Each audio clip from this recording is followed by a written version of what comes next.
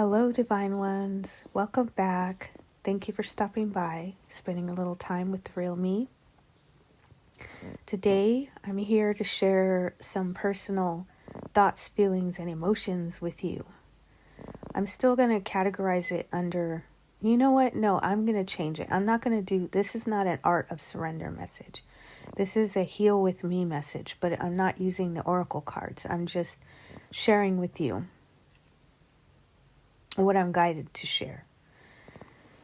I want to talk about how I feel like I'm exploited. You might be thinking like, what the hell is she talking about? Well, I'm going to explain. All right. I feel exploited in many different ways. And the reason why is because it's almost like there's two polar opposites of, how I am perceived as a human being, whether or not I am accepted or outcast. But it's so contradictory. It's like I go through life and I live my life and I encounter certain people, places, and things. And my experience can either, and this probably goes for everyone. I mean, generally speaking, our experiences are either good or bad or somewhere in between. But when I'm talking about contradiction, I'm talking about the fact that, okay, first impressions and whatnot, right? I feel like I'm a decent person, and I feel like initially first impressions, I'm accepted pretty well, generally speaking. Like, when I first meet someone, they seem cordial and they seem like, from appearances, they're like, oh, okay, she's, she looks pretty cool. Like, average. I feel like I'm an average looking person. I don't feel like I'm ghastly, like you need to drink a pint of whiskey before you can look at me. But I also don't feel like I'm, a supermodel. But I feel like I'm an average looking person. So I feel like when I first meet someone, usually they, tend to accept me based on first impressions. When I speak to them, I'm cordial and, I'm mannerable. And, I was raised to say and do all the right things when you first meet someone, be polite, be friendly, etc., etc. So it starts from there. It starts from, everything goes pretty much okay when I first meet people. But then as time goes on, and, we all have a past, and that past is, no one,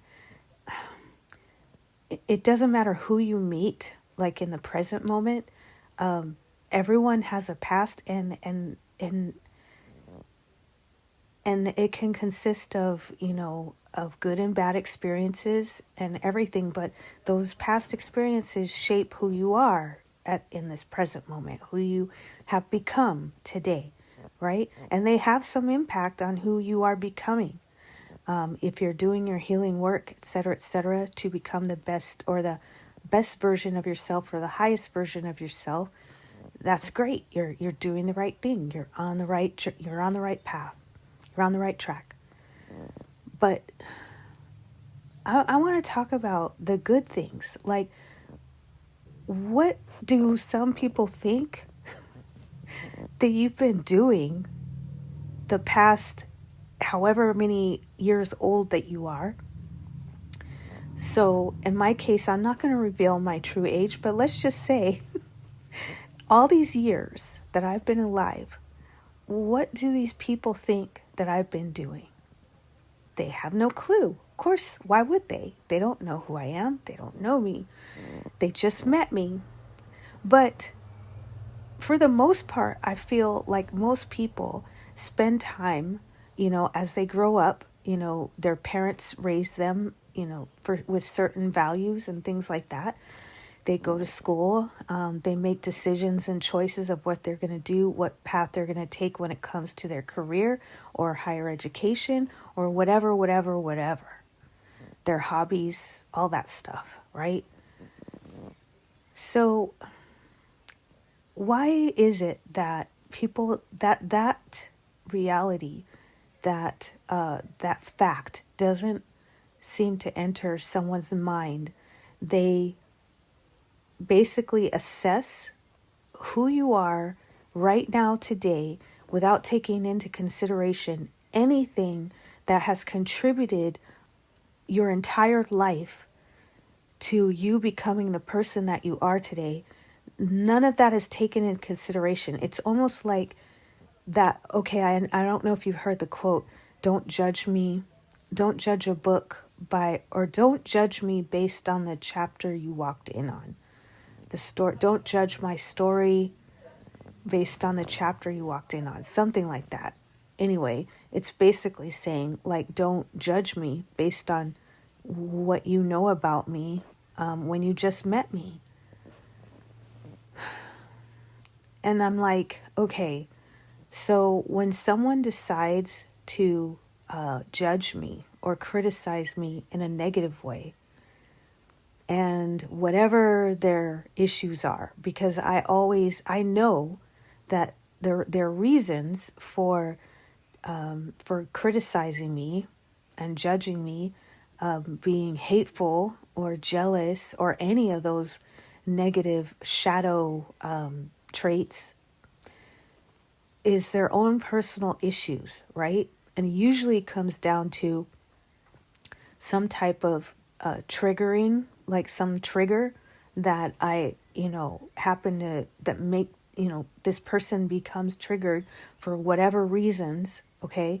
And then on top of that, they have their own insecurities or issues that they're dealing with internally. It has to do with themselves, and they're projecting onto me, okay? So just because, is it really my fault? Like, should I have really stopped and thought about, well, in 2024, you're going to meet 𝓗𝓮𝓵𝓮�, and she's not going to like you because you decided that you were going to get a bachelor's degree in business, and she decided she wasn't going to college. And so she regrets it now.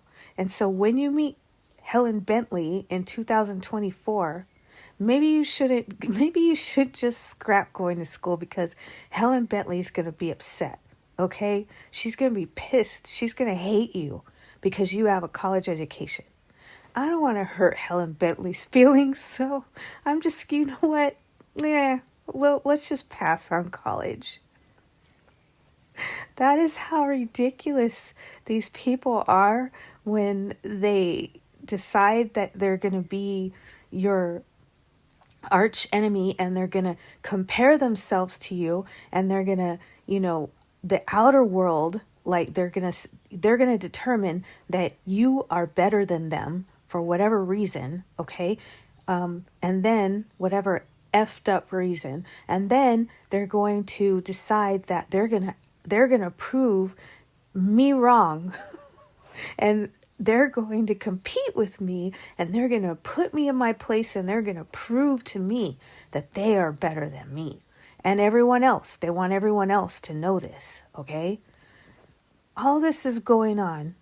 𝓗𝓮𝓵𝓮�, I could care less about your issues and your decision not to heal, your unhealed issues. I don't care, 𝓗𝓮𝓵𝓮�. And like, even if I could go back and decide not to go to college because it's going to make you feel better about yourself, I'm still going to college. And your competition that you're having with yourself, like all of this stuff is in your head, 𝓗𝓮𝓵𝓮�. and everybody else who has decided that they were going to judge me and put me in my place and make me an outcast and try to turn everyone against me so that I'll be isolated. And they have to go to such great lengths, right? They have to go out of their way, so far out of their way, just to feel good about themselves by ruining me. Why? Like, I mean, why? And the whole time, I'm just living my life, Helen Bentley. Like, you're over here, like, be this whole destructive mess, and I'm over here just living my life. And all the little inconveniences that you cause me because you're just over here, like, consumed by your anger and frustration because how dare I exist? All of it for what, though? Like, what purpose are you serving except to destroy yourself? Because you're not destroying me. I promise you that you're not. I just think it's sad, Helen Bentley, if you're out there, could you please do some healing work and get out of the space where you're comparing yourself to everyone and feeling like you have this little pretend competition in your head, and go talk to somebody. Start the healing process. Start some, getting your feelings out on paper. Do some journaling. I don't know, but I honestly hope, Helen Bentley, that you find yourself.